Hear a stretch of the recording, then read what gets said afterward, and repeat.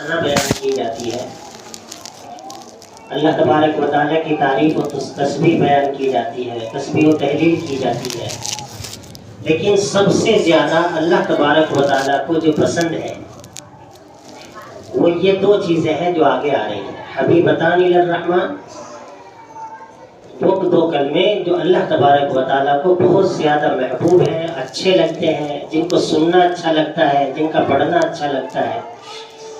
خفیفتان علی اللسان، اور جن کو پڑھنا زبان سے نہایت آسان ہے۔ بعض چیزیں ہوتی ہیں جو پسند تو ہوتی ہے لیکن بہت بڑی ہوتی ہے، تو آدمی اس کو یاد چاہ کر بھی یاد نہیں کر سکتا، اور اگر یاد کر بھی لے تو یاد رکھنا مشکل ہوتا ہے۔ لیکن جو چیز دو کلمے، دو باتیں جن کو ہم کلمہ بات کو کہتے ہیں، ان کو یاد رکھنا بھی آسان ہے اور دماغ میں محفوظ رکھنا بھی آسان ہے۔ خفیفتان علی اللسان، زبان سے ان کو ادا کرنا، زبان سے ان کو پڑھنا بھی بہت خفیف اور آسان ہے۔ ثقیلتان فی المیزان، اور اللہ تبارک و تعالیٰ کے یہاں یہ جب آخرت میں تولی جائیں گی باتیں، اللہ تعالیٰ کی حمد و ثنا ہے، اللہ کے نبی صلی اللہ علیہ وسلم کی صلاۃ و سلام ہے، قرآن مجید کی تلاوت ہے، احادیث مبارکہ کا پڑھنا ہے، قرات ہے، یہ اور اس طرح کی جتنی چیزیں ہیں وہ تمام کی تمام چیزیں جب آخرت میں اللہ تعالیٰ کے یہاں تولی جائیں گی، جب انسان کو اللہ تعالیٰ ثواب دے گی۔ دنیا میں انسان کو عمل کرنا ہے، یہاں ثواب نہیں ملتا۔ اگر یہاں ثواب ملتا ہے انسان کو، یہ ہوتا کہ جو آدمی سجدہ کر لے گا اس آدمی کو ایک سجدے کے 10 روپے ملیں گے فوراً۔ تو اگر آپ 5 منٹ بھی مسجد میں لیٹ ہو جاتے اس صورت میں تو جگہ نہیں ملنے والی تھی۔ انسان کا جو دماغ ہے وہ مادیت پسند ہے، نفع پسند ہے، عبادات کا، عقائد کا، چونکہ دنیا میں ہمیں نظر نہیں آتا کہ اس کو پڑھنے کا فائدہ کیا ہے۔ بھوک نہیں مٹتی اس سے، پیاس نہیں بجھتی اس سے، بیماری بھی الا یہ کہ عقیدہ اس درجے کا ہو، لیکن عام طور سے ڈاکٹروں سے ہی رجوع کیا جاتا ہے، خاص طور سے جسمانی بیماری کے سلسلے میں۔ تو دنیا میں ہمیں ان چیزوں کا فائدہ نہیں نظر آتا، تو عام طور سے دل پر یہ چیزیں بار ہوتی ہیں، دل نہیں کرتا جلدی سے نماز پڑھنے جائیں، روزہ رکھیں، جو اللہ تبارک و تعالیٰ کو ایک ماننا ہے، توحید ہے، اس توحید کا اقرار کریں، پھر اس توحید پر جمے رہیں۔ تو دنیا میں تو اللہ تبارک و تعالیٰ نے ارشاد فرمایا لیس للانسان الا ما سعی، یہاں سعی کرنی ہے، کوشش کرنی ہے یہاں پر۔ اور آخرت میں جو ہے وہ آخرت میں اس کا ثواب ہے، اجر ہے۔ تو اس وقت یہ جو ہم زبان سے سبحان اللہ پڑھتے ہیں، الحمدللہ پڑھتے ہیں، یہ چیزیں وہاں پر تولی جائیں گی، اور جب ان کو تولا جائے گا تو زبان میں چند سیکنڈ لگتے ہیں جب ہم یہ دعا پڑھتے ہیں، لیکن ان کا وزن بھاری بھرکم وزن ہوگا، پہاڑوں جیسا وزن ہوگا ان کا۔ اس لیے فرمایا ثقیلتان فی المیزان، کہ میزان خداوندی میں، میزان ربانی میں جب ان کا ثقل کیا جائے گا، ان کو تولا جائے گا، تو یہ ثقیل بنے گی، بہت بوجھ بنے گا یہ۔ اور وہ کیا ہے؟ سبحان اللہ و بحمدہ سبحان اللہ العظیم، یہ دو چیزیں۔ سبحان اللہ، اللہ تبارک و تعالیٰ کی ذات پاک ہے، وہ بحمدہ، اور جتنی تعریفیں ہو سکتی ہیں وہ ان تمام تعریفوں کا سزاوار صرف اللہ تعالیٰ ہے۔ تعریف صرف اللہ کو، اللہ کے لیے ٹھیک ہے، اللہ ہی مستحق ہے تعریف۔ اس لیے کہ دنیا میں جتنی چیزیں ہم دیکھتے ہیں یہ تمام کی تمام چیزیں مخلوق ہیں، اللہ تعالیٰ نے بنایا ہے ان چیزوں کو۔ کوئی انسان کسی کی اگر تعریف کرتا ہے تو اس انسان کا تو کوئی دخل نہیں ہے، کسی نے درخواست نہیں دی اللہ تعالیٰ کو کہ بھئی مجھے خوبصورت بنا دیجئے گا، یا مجھے ذرا طویل القامت، تھوڑا ٹول لمبا بنا دیجئے گا، یا مجھے کسی اچھے بڑے خاندان میں پیدا کر دیجئے گا۔ یہ اللہ تعالیٰ کی مرضی ہے، اللہ نے جس کو جہاں چاہا، جیسا چاہا، جس شکل کے ساتھ چاہا طویل القامت بنایا یا قصیر القامت بنایا، یہ اللہ کی مرضی پر منحصر ہے۔ تو مخلوق کی تعریف کرنا اصلاً خالق کی تعریف کرنا ہوتا ہے۔ آپ نے کوئی گاڑی خریدی اور گاڑی آپ اس پر چلے، انجن بہت اچھا، چلتے ہوئے لگتا ہی نہیں کہ گاڑی میں بیٹھے ہوئے ہیں، بدن ٹوٹتا نہیں ہے بلکہ ہلکا پھلکا رہتا ہے، نشاط باقی رہتا ہے، تو آپ کہیں گے گاڑی بہت اچھی ہے بھائی ماشاءاللہ، کس کمپنی کی ہے؟ تو فوراً ذہن کمپنی کی طرف جاتا ہے، کس کمپنی نے ایسی لگژری گاڑی بنائی ہے۔ ایسے ہی اللہ تبارک و تعالیٰ نے انسان کو بنایا، زمین کو بنایا، اللہ تبارک و تعالیٰ نے سمندروں کو بنایا، اڑتے ہوئے پرندوں کو بنایا، رینگتے ہوئے بہت سارے جانور ہیں ان کو بنایا، یہ اللہ نے بنایا، یہ اللہ تبارک و تعالیٰ نے بنایا۔ اور اللہ کی کاریگری اتنی باریک ہے، اللہ تعالیٰ نے فرمایا صنع اللہ الذی اتقن کل شیء، یہ اللہ تعالیٰ کی کاریگری ہے، جو اللہ نے بنا دیا نہایت پائیدار، مضبوط، مستحکم بنا دیا، کوئی نہیں بنا سکتا۔ بڑے بڑے ڈاکٹر ہوتے ہیں، ایک آنکھ کا ذرا سا پردہ ہٹ جائے لاکھوں روپے دینے پڑتے ہیں، 5-6 مہینے آرام کرنا پڑتا ہے، اور تب بھی وہ ایسا نہیں ہوتا جیسا اللہ تبارک و تعالیٰ نے اس کو پہلے بنایا۔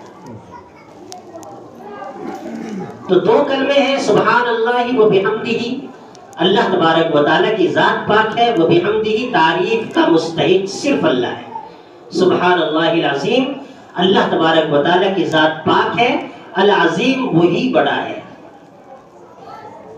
اس کی بڑائی کے آگے کسی کی بڑائی نہیں، اس کی حاکمیت کے آگے کسی کی حاکمیت نہیں، اس کی الوہیت کے آگے کسی کی الوہیت نہیں، اس کی سمدانیت کے آگے کسی کی سمدانیت نہیں۔ اللہ تبارک و تعالیٰ کی بات کو جتنا سوچیں گے، زبان سے جتنا ادا کریں گے، مسجد کے ماحول میں جتنا زیادہ رہیں گے دنیا کی جائز ضرورتوں کو پورا کرتے ہوئے، اتنا اللہ تبارک و تعالیٰ کی عظمت کا تصور دل و دماغ میں جاگزی ہوگا۔ ہم سوچتے دنیا کے بارے میں ہیں اور بس صرف دنیا کے ہی بارے میں سوچتے ہیں، کئی دفعہ تو نماز پڑھ رہے ہوتے ہیں اور دماغ دنیا داری میں لگا ہوا ہوتا ہے، تو ہمارے دل و دماغ میں دنیا کی عظمت بیٹھی ہوئی ہے، جس چیز کے بارے میں بھی آپ زیادہ سوچیں گے اسی کی عظمت بیٹھی۔ دنیا کی بڑی سے بڑی سلطنت ہو، بڑی سے بڑی طاقت ہو، ظلم و استبداد کا کوئی بے کر آدمی ہو، حکومت ہو، اس آدمی کی حاکم ہو، آپ سوچیں گے روزانہ اخبار میں وہی آ رہا ہے، ٹی وی پر وہی آ رہا ہے، سوشل میڈیا پر، تو آپ کے حواس باختہ ہو جائیں گے کیا ہونے والا ہے۔ مرض اتنا بڑا نہیں تھا جتنا سوچ سوچ کر کے آپ نے بنا لیا ہے۔ آپ اللہ تبارک و تعالیٰ کی عظمت کے بارے میں، اللہ کی بڑائی کے بارے میں سوچتے بھی، کہتے بھی، بچوں کے دل و دماغ میں پیوست کرتے بھی، تو دنیا کی ہر طاقت اللہ کی طاقت کے آگے ہیچ نظر آئی۔ ایک بہت بڑے بزرگ تھے، اپنے بیٹے کو لے کر کے گئے بادشاہ کے یہاں، یہ تیموری دور چل رہا تھا اس زمانے میں، تو انہوں نے بیٹا تھا، اور بادشاہ کے جو محل ہوتے ہیں عام طور سے آدمی وہاں جا کر کے ذہنی اعتبار سے دب جاتا ہے، اتنا بڑا محل ہے آدمی کا۔ ہمارے بچہ کوئی راشٹرپتی بھون میں چلا جائے تو وہ مغل گارڈن دیکھے، رہنے کے کمرے، تو اس کو حیرت، اتنے بڑے مکان میں رہتے ہیں۔ تو انہوں نے ان بزرگ نے اپنے بیٹے سے کہا، بیٹا اگر بادشاہ یا بادشاہ کے محل کا تمہارے اندر روب پیدا ہونے لگے تو 3 بار اللہ اکبر اللہ اکبر اللہ اکبر اپنے دل کو مخاطب کر کے کہنا ہے، خاموشی سے، زور سے نہیں۔ بعد میں وہ بہت بڑے عالم ہوئے ان کے بیٹے، تو انہوں نے لکھا کہ سچ یہ ہے کہ میرے ابو جانتے تھے نفسیات کو، اس لیے انہوں نے پہلے ہی علاج کر دیا۔ جب میں گیا اور میں نے دیکھا کہ سب لوگ بادشاہ کے سامنے حشم و قدم سب آرا ہو کر کے کھڑے ہوئے، اور تلواریں ہیں، نیزے ہیں، بڑے بڑے بہادر لوگ کھڑے ہوئے ہیں، اصحاب دانی شکل مند لوگ ہیں، عقیل و فہیم ہیں، تو میرے دل میں رعب سے بھرنے لگا تھا۔ تو مجھے اپنے ابا کی بات یاد آئی اور میں نے اپنے آپ سے مخاطب ہو کر کے کہا، اللہ اکبر اللہ اکبر اللہ اکبر، اور پھر مجھے ایسے لگنے لگا وہ جیسے کسی فقیر کا ٹوٹا پھوٹا جھوپڑا۔ تو کتنا آسان ہے سبحان اللہ و بحمدہ سبحان اللہ العظیم. اس کو آپ کہیں پر بھی پڑھ سکتے ہیں. آپ کام کر رہے ہیں تو بھی پڑھ سکتے ہیں, آپ مسجد میں ہیں تو بھی پڑھ سکتے ہیں, گھر پر ہیں تو بھی پڑھ سکتے ہیں, آپ باوضو ہیں تو بھی پڑھ سکتے ہیں, آپ بغیر وضو کے ہیں تو بھی پڑھ سکتے ہیں, چل رہے ہیں تب بھی, سفر میں ہے تب بھی, حضر میں ہے. جتنی دعائیں ہیں ان تمام دعاؤں کو پڑھنے کے لیے وضو ضروری نہیں ہے, اور یہ دعائیں ہماری روح کو تقویت بخشتی ہیں. انسان جو جتنا زیادہ غمزدہ ملے گا آپ دیکھیں گے کہ اس کے دینی امور ٹھیک نہیں ہے, اس لیے اس کی روح مرجھا گئی. جتنا زیادہ وہ ذکر کا اہتمام کرنے لگے گا ایسے ہی اس کے اندر نشاط پیدا ہوگا, شادابی پیدا ہوگی, شگفتگی پیدا ہوتی چلی جائے اس آدمی کی. یہ تو اس حدیث شریف سے متعلق تھا. کلمتان حبیبتان الی الرحمن خفیفتان علی اللسان ثقیلتان فی المیزان سبحان اللہ و بحمدہ سبحان اللہ العظیم. یہ بخاری شریف ہے, اور بخاری شریف قرآن مجید کے بعد سب سے مستند کتاب ہے. قرآن مجید جیسی تو کوئی کتاب ہے نہیں, نہ صرف مسلمانوں کے پاس بلکہ دوسرے بھی جو مذاہب ہیں ان کے پاس بھی نہیں ہے.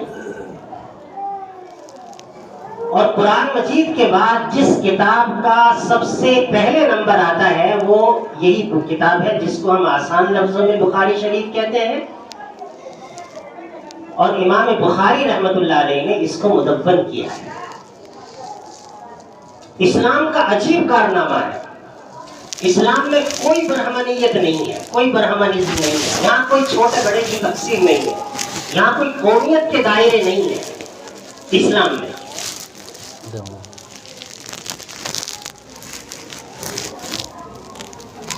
یہ جو کتاب ہے قرآن مجید کے بعد سب سے بڑی کتاب ہے, اور امام بخاری رحمت اللہ علیہ نے اس کو مدون کیا, اکٹھا کیا اس کو.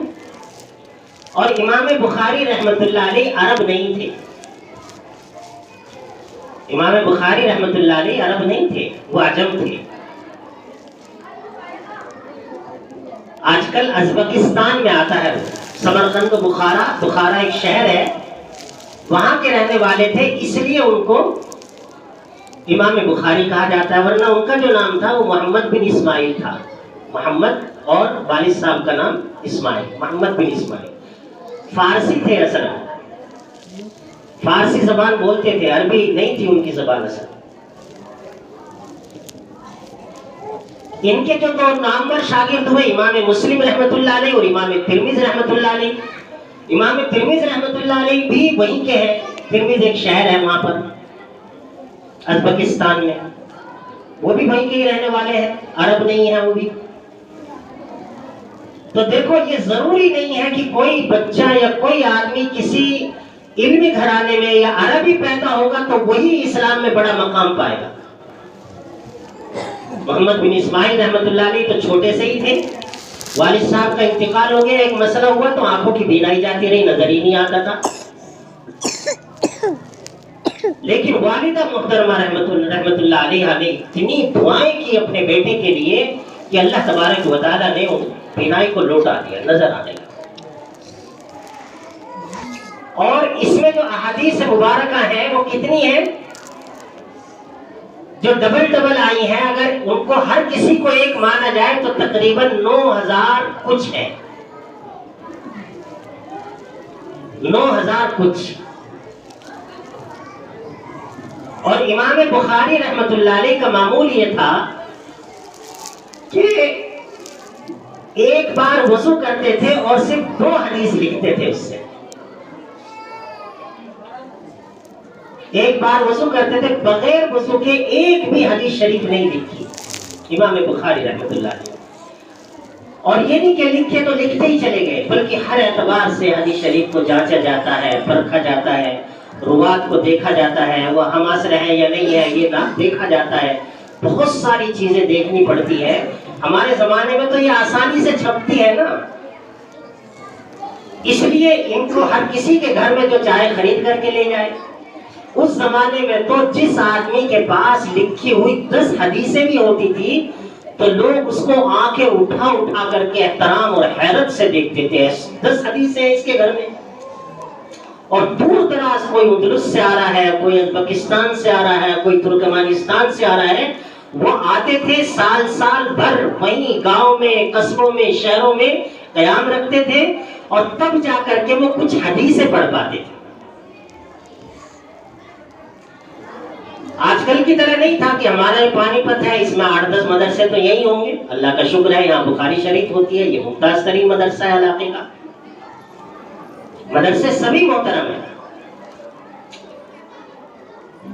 پہلے یہ نہیں ہوتا تھا, علم اتنا عام نہیں تھا, چھپائی ایسے نہیں ملتی تھی.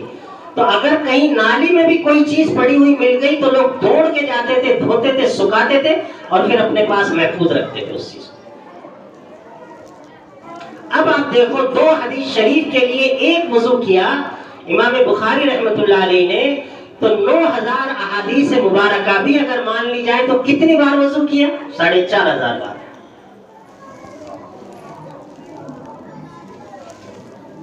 ساڑھے 4000 بار وضو کر کے یہ کتاب جو آپ کے سامنے ہے یہ ترتیب دی, اور تقریباً 16 سال لگے اس کام کو کرنے میں.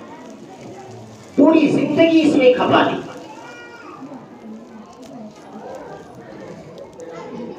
اسی لیے اللہ تبارک و تعالیٰ کو ان کی یہ پاکیزگی, ان کی طہارت, ان کا تقوی اور یہ بلند معیار اس درجے اللہ تعالیٰ کو پایا کہ اللہ تعالیٰ نے قرآن مجید کے بعد اس کو مقام بخشا.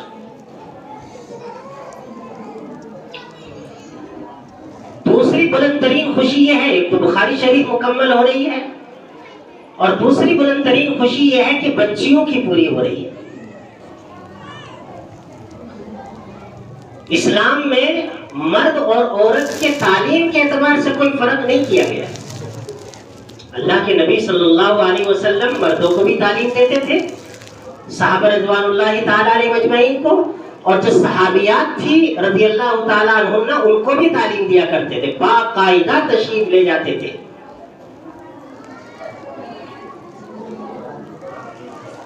معیار یہ ہوتا تھا, مسجد نبوی چھوٹی سی تھی اس وقت, سب سے پہلے مرد کھڑے ہوتے تھے, مردوں کی صفیں ہوتی تھی, پھر بچوں کی ہوتی تھی, پھر بیچ میں کچھ گیپ ہوتا تھا, آخر میں جا کر کے عورتوں کی ہوتی تھی, صحابیات کی. آپ تقریر کرتے تھے تو مائک تو ہوتا نہیں تھا, تو پہلے مردوں کو سمجھاتے تھے, پھر تشریف لے جاتے تھے, وہی بات عورتوں کو سمجھاتے تھے.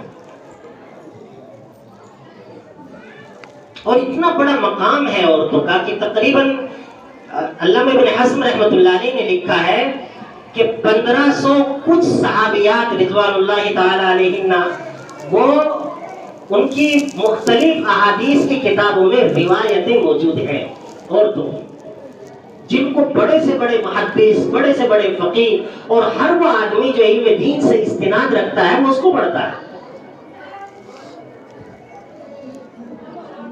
قرآن مجید نے ارشاد فرمایا, من عمل صالحا من ذکر او انثى وهو مؤمن فلنحيينه حیاتا طیبہ, کہ جو بھی آدمی کوئی اچھا کام کرے گا, من ذکر او انثى, وہ مرد ہو یا عورت ہو, فلنحيينه حیاتا طیبہ, ہم انہیں پاکیزہ زندگی بخشیں گے.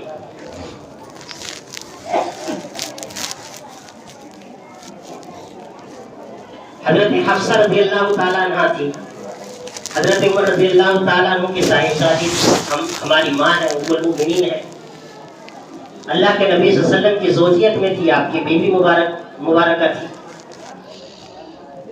جب قرآن مجید جیسا صحیفہ حضرت ابوبکر صدیق رضی اللہ تعالیٰ عنہ نے ایک جگہ اکٹھا کیا, قرآن مجید کو پہلی بار جو اکٹھا کیا گیا تھا ایک جگہ, وہ دور صدیقی میں کیا گیا تھا. حضرت ابوبکر صدیق رضی اللہ تعالیٰ عنہ کے دور کو دور صدیق کہا جاتا ہے. تو پھر یہ ہوا کہ اس کو رکھے کہاں؟ تو تمام بڑے صحابہ کرام رضوان اللہ تعالی علیہ مجمعین نے بالاتفاق یہ رائے دی کہ حضرت حفصہ رضی اللہ تعالیٰ عنہ کے پاس رکھے, اس لیے کہ وہ قرآن مجید کی بہترین عالمہ بھی ہے, قرآن مجید کی ترتیب سے واقف بھی ہے, اللہ کے نبی صلی اللہ علیہ وسلم کی صحبت یافتہ بھی ہیں, زوجیت کا شرف بھی رکھتی ہیں, اور تمام لوگوں نے ان کے پاس رکھا. ایک عورت ہے جو ہماری ماں سے بڑھ کر کے ماں کا درجہ رکھتی ہے. اور میرے بزرگوں، جب عورت اسلام کے تحفظ، ایمان کے تحفظ، ایمان کی بقا اور ایمان کے فروغ کے محاذ پر کھڑی ہوتی ہے تو تاریخ میں مردوں کے وہ کارنامے نہیں ہیں جو عورتوں نے انجام دیے۔ آپ ہندوستان میں دیکھ لو، ابھی کچھ احتجاج ہوئے تھے، دہلی میں ہوئے، علی گڑھ میں ہوئے، ابھی ایک بچے کی برقعے کا مسئلہ تھا، بچی تھی، لیکن اس کی ہمت کو سلام اس بچی کی، کیسے جرأت دکھائی اس نے بچی نے۔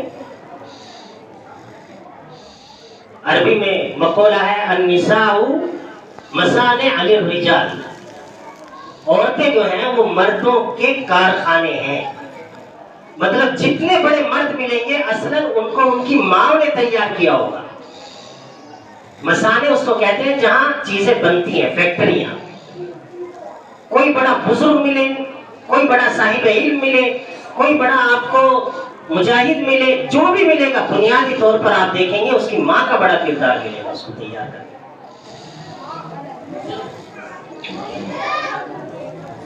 سر سید احمد خان صاحب تھے علی گڑھ یونیورسٹی جنہوں نے بنائی ہے، تو ایک بار ایسا ہوا کہ وہ چھوٹے ہی تھے اور بڑے گھرانے سے تعلق رکھتے تھے، وہ دہلی کے رہنے والے تھے، دریا گنج کے۔ تو انہوں نے اپنی ملازمہ کو جو کام کیا کرتی تھی اس کو ڈانٹا، بہت سختی سے ڈانٹا اس کو۔ ماں نے دیکھ لیا، ماں سمجھ گئی کہ اگر آج اس کے دل میں یہ بات بیٹھ گئی کہ میں ڈانٹ سکتا ہوں بڑوں کو بھی، تو آئندہ چل کے اس کی روش اچھی نہیں رہے گی، تربیت ٹھیک نہیں پا سکتی۔ لہٰذا ان سے کہا کہ بیٹا گھر سے باہر جاؤ، اور جب تک تمہارا غصہ ٹھنڈا نہ ہو جائے، اور یہ ملازمہ جو نوکرانی ہے گھر کی صفائی کرتی ہے، اس سے تم معافی نہیں مانگ لو گے، گھر میں مت آنا، داخلہ نہیں ہوگا گھر، دروازہ بند کر لیا۔ اب وہ روتے ہوئے، ان کی خالہ بھی وہیں رہتی تھی، موسی کہتے ہیں جن کو ہم، وہ گئے اور رونے لگے۔ موسی آئی سمجھانے، بولی نہیں، بالکل نہیں اجازت ہوگی، وہ پہلے معافی ہی مانگیں گے۔ وہ آئے، معافی مانگی۔ وہ لکھتے ہیں کہ زندگی میں کبھی میرے دل میں کسی کے خلاف کوئی عصبیت، کوئی نفرت اور کوئی منفی جذبہ اگر پروان چڑھا تو مجھے میری ماں کی بات یاد آ جاتی ہے کہ یہ ٹھیک نہیں۔ آپ کے پانی پت میں ہی احمد شاہ ابدالی آئے تھے، تاریخ ہے، بڑی پیاری تاریخ ہے ان کی۔ احمد شاہ ابدالی جب ہندوستان میں جنگ لڑ رہے تھے تو وہاں افغانستان سے آئے تھے، وہ رہنے والے افغانستان کے تھے۔ ان کے گھر پہ ایک صاحب گئے اور انہوں نے جا کر کے کہا کہ مسلمان جو جا کر کے جنگ لڑ رہے تھے وہ ہار گئے، اور احمد شاہ ابدالی بھی بھاگ گئے۔ وہ بھاگے اور پیچھے سے لوگوں نے مارا اور وہ مر گئے، شہید ہو گئے۔ تو آپ کی آنکھوں میں تو آنسو آ گئے۔ ماں بھی وہیں بیٹھی ہوئی تھی۔ ماں نے کہا کہ دیکھو وہ ہار سکتے ہیں، وہ شہید بھی ہو سکتے ہیں، لیکن پیٹھ نہیں دکھا سکتے ہو۔ پیٹھ پھیر کر کے بھاگنا بزدلی کی طرح یہ نہیں ہو سکے، تم غلط کیا ہے۔ تو باپ نے سوچا، لوگوں نے کہ ماں ہے بیچاری ایسا سوچ رہی ہے، صدمہ ہے، تو خاموش ہو گئے سب لوگ۔ لیکن چند دن بعد ہی پتہ چلا کہ وہ فاتحانہ انداز میں انہوں نے فتح بخشی، انہوں نے فتح پائی، اللہ تعالیٰ نے فتح بخشی، اور وہ اب بھاگے واپس اپنے ملک۔ تو پورے قصبے کے لوگ ان کی ماں کے پاس آ گئے، عورتیں وغیرہ بھی۔ انہوں نے کہا کہ تم نے اتنے اعتماد اور یقین کے ساتھ کیسے کہا کہ وہ مر سکتے ہیں، شہید ہو سکتے ہیں، لیکن بزدلوں کی طرح پیٹ پھیر کر کے نہیں بھاگے ہوں گے۔ تو وہ کہنے لگی کہ اصلاً میں نے کبھی بھی، احمد شاہ ابدالی جب دودھ پیتے تھے، میرا پیدا ہوئے تھے تو 2 سال تک دودھ پلایا جاتا ہے بچوں کو، میں نے کبھی بھی احمد شاہ ابدالی کو بغیر وضو کے دودھ نہیں پلایا۔ اگر میرا وضو نہیں ہوا اور وہ روتا بھی رہا تو میں نے رونے دیا، لیکن میں نے اپنا پستان اس کے منہ میں نہیں دیا کہ وہ بغیر میرے وضو کیے ہوئے اس کی خوراک بنے وہ دودھ بھی۔ اور پہلے میں وضو کرتی تھی، وضو کر کے پھر اطمینان سے اس کو دودھ پلاتی تھی، اور پھر میں قرآن مجید پڑھنے میں مشغول ہو جاتی تھی۔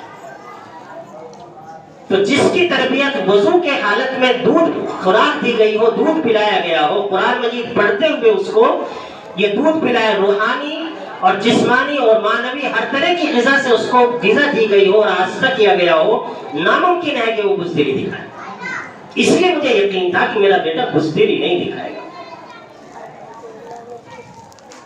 اس لیے بنیادی طور پر اگر آپ کو اپنے گھروں میں دین کو زندہ رکھنا ہے، اپنے خاندان میں دین کو زندہ رکھنا ہے، اپنے محلوں میں، گاؤں میں، قصبوں میں، شہروں میں دین کو زندہ رکھنا ہے، تو اپنے بچوں کے تعلیم کا جتنا نظم کرتے ہیں اس سے کہیں زیادہ نظم اپنی بچیوں کی تعلیم کے لیے کیجیے۔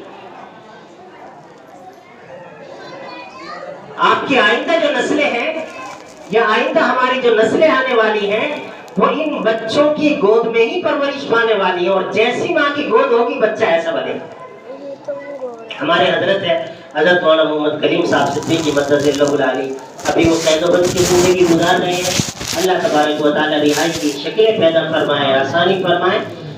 میں فلک میں رہا ہوں 3 سال، 3 نسل ہو گئی ان کے گھر کی، حضرت کے گھر کی، جنہوں کے ان کے یہاں بغیر مہمان کے کبھی کھانا نہیں کھایا گیا۔ حضرت کا تو ہے ہی، وہاں 15-20 لوگ ہمیشہ ہی ہم دیکھتے تھے اور کسی سے پوچھا نہیں جاتا تھا۔ اور گاؤں میں بعض لوگ ہوتے ہیں جو نادانی میں مخالفت کرتے ہیں، بعض لوگ ہوتے ہیں جو مخالفت سے آگے بڑھ کے عداوت کی حد تک پہنچ جاتے ہیں، لیکن کسی کے بھی گھر کوئی پریشانی ہو، حضرت کی والدہ رحمت اللہ علیہا، ان کے بارے میں یہ مشہور تھا کہ یہ صرف اس گھر کی ماں نہیں ہے، پورے گاؤں کی ماں ہے۔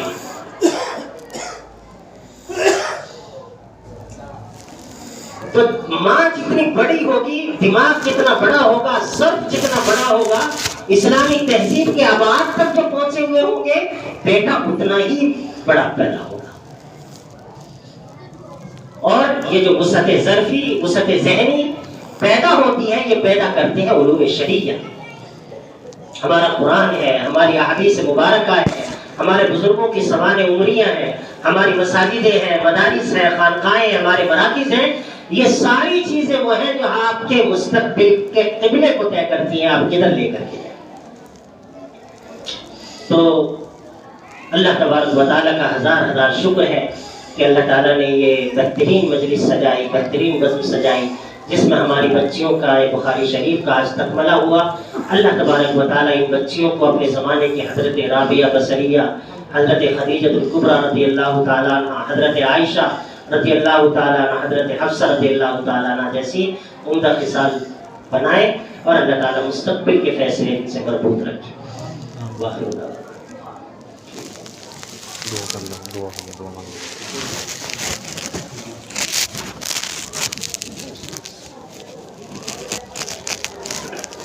اللهم صل على محمد وعلى ال محمد كما صليت على ابراهيم وعلى ال ابراهيم انك حميد مجيد اللهم بارك على محمد وعلى ال محمد كما باركت على ابراهيم وعلى ال ابراهيم انك حميد مجيد ربنا حبب الينا الايمان وزينه في قلوبنا وكره الينا الكفر والفسوق والعصيان اللهم اجعلنا من الراشدين ربنا لا تزغ قلوبنا بعد إذ هديتنا وهب لنا من لدنك رحمة إنك أنت الوهاب فاطر السماوات والأرض أنت ولي في الدنيا والآخرة توفني مسلما والحقني بالصالحين اللهم اهدنا الصراط المستقيم اللهم اهدنا الصراط المستقيم اللهم اهدنا الصراط المستقيم مولا کریم ہمارے گناہوں کو معاف فرما دیجئے رب کریم چھوٹے بڑے جتنے گناہ ہوئے ہیں ان سب کو معاف فرما دیجئے رب کریم یہ مجلس جن عظیم مقاصد کے لیے سجائی گئی ہے ان تمام مقاصد میں کامیابی مرحمت فرما دیجئے رب کریم ہماری اس مجلس کو قبول فرما لیجئے مجلس میں آنے والے مردوں کو قبول فرما لیجئے بچوں کو قبول فرما لیجئے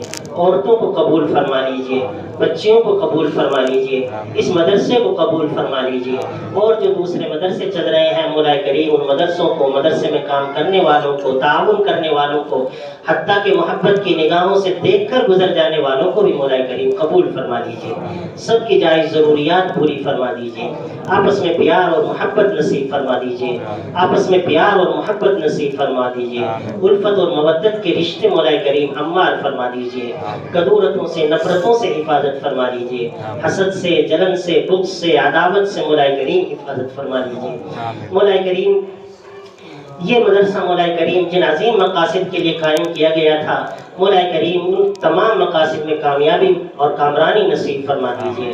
مولا کریم کام کرنے والے اچھے احباب نصیب فرما دیجیے، اچھے طلبہ نصیب فرما دیجیے، داخلی اور خارجی انتشار سے حفاظت فرما دیجیے۔ مولا کریم امت مسلمہ کی حفاظت فرما دیجیے۔ مولا کریم ہزار اندیشے ہیں امت کے لیے، مولا کریم پوری امت کی حفاظت فرما لیجیے۔ رب کریم آج یہ آپ کی عظیم کتاب اللہ کے نبی صلی اللہ علیہ وسلم کے فرمودات پر مشتمل کتاب مولا کریم مکمل ہو رہی ہے۔ رب کریم امت کے عظیم فیصلے مولا کریم فرما دیجیے، امت کی سربلندی کے فیصلے فرما دیجیے۔ رب کریم اس مجلس میں ننھے سے بچے ہیں جو ہاتھ اٹھائے ہوئے کھڑے ہوئے ہیں، مولا کریم سفید ریش سفید داڑھیوں والے بزرگ ہیں جو ہاتھ اٹھائے ہوئے کھڑے ہیں، رب کریم امت کو ذلت سے نکال لیجئے، عزت کے فیصلے فرما دیجئے۔ مولا کریم ہماری مساجد کی حفاظت فرما، ہمارے مراکز کی حفاظت فرما، ہمارے خانقاہوں کی حفاظت فرما، ایک دوسرے کا احترام کرنے والے بنا، ایک دوسرے کی غلطیوں کو معاف کرنے والے بنا۔ رب کریم ہمارے نوجوانوں کی یہود و نصارہ کی تہذیب سے حفاظت فرما۔ رب کریم امت کی مسیحائی کے لیے کسی کو کھڑا فرما۔ رب کریم کسی عمر بن خطاب کو کھڑا فرما دیجیے، کسی خالد بن ولید کو کھڑا فرما دیجیے، رب کریم کسی صلاح الدین ایوبی کو کھڑا فرما دیجیے۔ رب کریم ذلتوں کی انتہا ہے، مولا کریم عظیمتوں کے اور فتوحات کے فیصلے فرما دیجیے۔ رب کریم فتوحات کے فیصلے فرما دیجیے، آپ ہم سے راضی ہو جائیے، ہماری غلطیوں کو معاف فرما دیجیے۔ مولا کریم آپ ہم سے راضی ہو جائیے، ہمیں اور ہمارے بچوں کو ایمان سے وابستگی نصیب فرما دیجیے۔ ہمارے مدرسوں کو قرآنی مدرسے بنا دیجئے، ہماری مسجدوں کو قرآنی مسجدیں بنا دیجئے۔ رب کریم ہمارے گھروں کو قرآنی گھر بنا دیجئے، مولا کریم ہمارے محلوں کو قرآنی محلے بنا دیجئے۔ رب کریم جو بیمار ہیں ان کی بیماریوں کو دور فرما دیجئے۔ رب کریم جو مقروض ہیں ان کے قرضوں کی پورا ہونے کی غیب سے سبیل پیدا فرما دیجئے۔ مولا کریم جن کا انتقال ہو گیا ہے کروٹ کروٹ چین اور سکون نصیب فرما دیجئے۔ مولا کریم قبر کے مراحل کو آسان سے گزروا دیجئے، جنت میں داخلہ آسان فرما دیجئے۔ مولا کریم ہمارا یہ صوبہ اولیاء اور صلحاء کا صوبہ ہے، مولا کریم دین کی پوری کھیتی سوکھی پڑی ہوئی ہے۔ رب کریم اس کھیتی کو پھر سے مولا کریم پانی فراہم فرما دیجئے، سیرابی مرحمت فرما دیجئے، ہمارے آپسی اختلافات کو ختم فرما دیجئے۔ مولا کریم اس صوبے کو قبول فرما لیجئے، صوبے کے رہنے والوں کو قبول فرما دیجئے، اسلام کو ایک ایک گھر میں پہنچا دیجئے۔ رب کریم بہت سارے بزرگ مولا کریم جیل کی زندگی گزار رہے ہیں، مولا کریم سب کی رہائی نصیب فرما دیجئے۔ مولا کریم ہمارے حضرت کے لیے بھی راہ آسان فرما دیجئے، ان کے گھر والوں کو وابستگان کو مولا کریم ہمت اور عزیمت نصیب فرما دیجئے۔ رب کریم آپ خوش ہو جائیے، مولا کریم جب تک زندگی نصیب فرمائیے، ایمان کے ساتھ زندگی نصیب فرمائیے۔ مولا کریم موت جب مقدر ہو تو مولا کریم ایمان کے ساتھ موت مقدر نصیب فرما دیجیے۔ ہماری ان بچیوں کو قبول فرما لیجیے، جن بچیوں کا قرآن مجید، جن بچیوں کی بخاری شریف مکمل ہوئی ہے، مولا کریم ان کو صحیح معنوں میں بخاری شریف پڑھانے والی بنا دیجیے۔ علوم شریعہ ان کے دل و دماغ میں مولا کریم اتار دیجیے، جو کمیاں رہ گئی ہوں مولا کریم ان کو دور فرما دیجیے، آسانیوں کا معاملہ فرما دیجیے۔ رمضان شریف مولا کریم آنے والا ہے، رمضان شریف تک مولا کریم سب کو زندگیاں نصیب فرما دیجیے۔ رمضان شریف میں جو رحمتیں، برکتیں اور سعادتیں ہیں پوری امت پر مولا کریم ان کو عام اور تام فرما دیجیے۔ مولا کریم حرمین شریفین کی حفاظت فرما لیجیے، مسجد اقصیٰ کی حفاظت فرما لیجیے، ہمارے مولا کریم فلسطینی بھائیوں کی حفاظت فرما لیجیے، کشمیری بھائیوں کی حفاظت فرما لیجیے۔ مولا کریم ہمارے ملک کی حفاظت فرما لیجیے، ہماری ملت کی حفاظت فرما لیجیے۔ مدارس کو جمالی مسائل ہے مولا کریم ان مسائل کو مولا کریم دور فرما دیجیے۔ ہماری ٹوٹی پھوٹی دعاؤں کو رب کریم محض اپنے فضل و کرم سے قبول فرما لیجیے۔